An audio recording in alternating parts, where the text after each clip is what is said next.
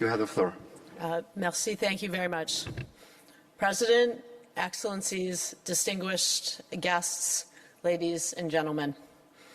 Delighted to be here at COP24 in Katowice. Today's Gender Day, and I want to thank all the women leading on climate action. Women from government, Indigenous leaders, business leaders, grassroots women, members of civil society. Keep it up. We're the first generation to broadly experience the impacts of climate change. We're also the first generation to understand the solutions, and we've each committed to doing our part. And as the IPCC 1.5-degree report, which we welcome, makes clear, we are the last generation to be able to act, to be able to prevent the worst impacts. Canadians know this.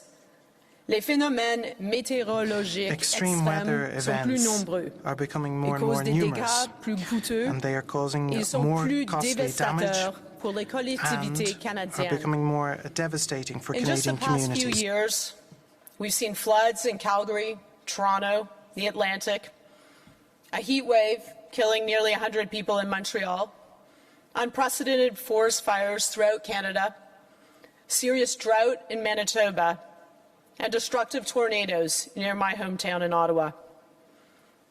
We see climate change in the loss of habitat, species extinction, poorer air quality, easier disease transmission, and forced migration for millions of people around the world.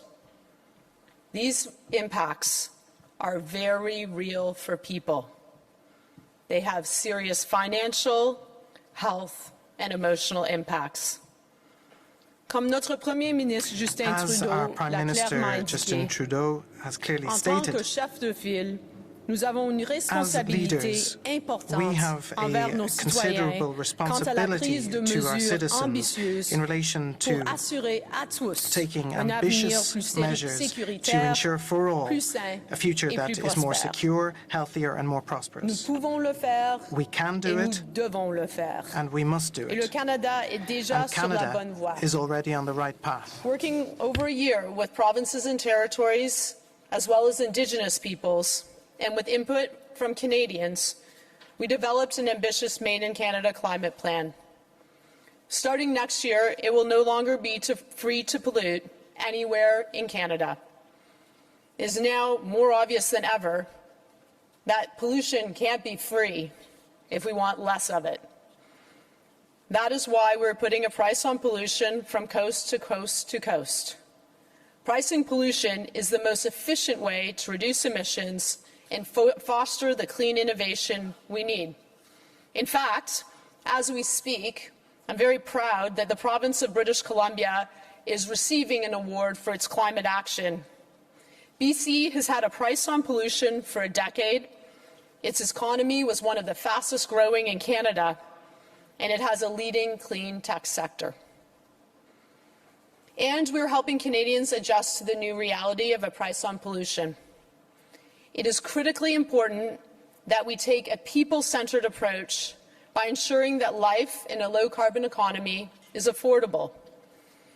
Many provinces and territories have risen to the challenge of pricing pollution, but where we have to act where provinces have not, we will implement pollution pricing and provide every adult and child a climate action incentive that ensures that they are better off.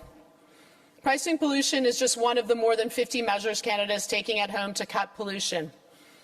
We're also eliminating coal-fired electricity and have a target of 90% renewables in our electricity sector. We're regulating pollution from oil and gas sector, investing in renewable energy and grid infrastructure. We're making historic investments in public transportation and green infrastructure. We're also investing in energy efficiency so businesses and families can save money. We're working with businesses and entrepreneurs to tap into the $26 trillion global opportunity of clean technologies. This is just a few of the ways we're preparing for the future and creating good jobs in the process. We're also working to increase ambition at home and abroad. That's why we're committed to doubling the amount of nature that we protect, which will help both mitigate and adapt to climate change. We're also developing a zero plastic waste strategy which will reduce emissions and tackle plastic pollution in our oceans and rivers. De plus, nous pouvons sans cesse peaufiner notre stratégie à long terme pour l'horizon 2050 visant à réduire la pollution et à créer une croissance économique propre. Nous avons adopté une approche de type Équipe Canada qui appuie les mesures ambitieuses prises par les villes, les entreprises, les entrepreneurs, les peuples autochtones ainsi que les jeunes. Internationally, you're all invited to the first anniversary tomorrow of Canada and UK's Powering Past Coal Alliance. We all know that we need to get off coal. But we have to do this in a way that supports coal workers and coal communities because the transition is not always easy. At the center of Canada's Clean Growth Plan is people. Each and every day as an elected representative, I need to remember who I work for. Moms and dads, kids, people working hard. The action we take to tackle pollution needs to also create tangible benefits for people. New jobs today and jobs for our kids, more affordable and convenient ways of getting to work, healthier air and cleaner water, and lower costs to power and heat our homes. Le Canada comprend la valeur du multilatéralisme. L'accord de Paris est un exemple parfait où les pays ont uni leurs forces pour faire face aux plus grands défis que la communauté internationale ait à surmonter, soit les changements climatiques.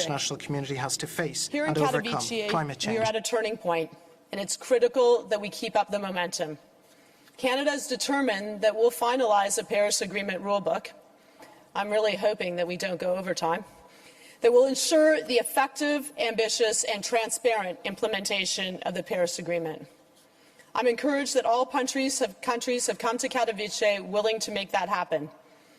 I believe that we can leave with a rulebook that will set clear guidelines on how we can implement our plans and send clear market signals that drive clean innovation and clean growth, so that we are not only creating a safer future, but a more prosperous one for our kids and grandkids.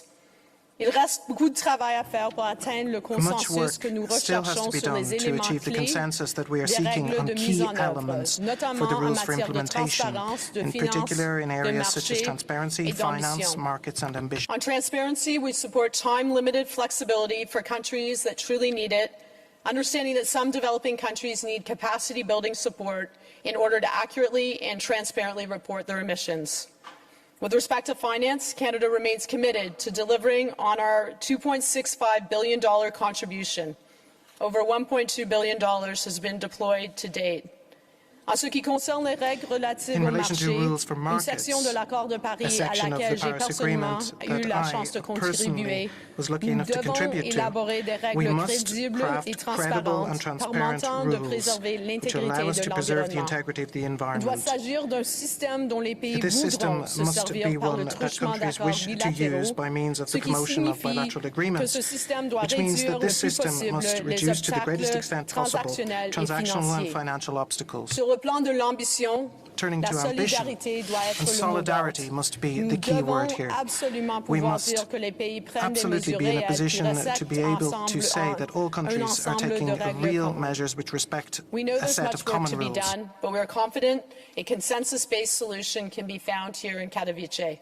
Quite frankly, we have no choice but to find solutions. Let's do it. Merci, Votre Excellence. Thank you, Your Excellency.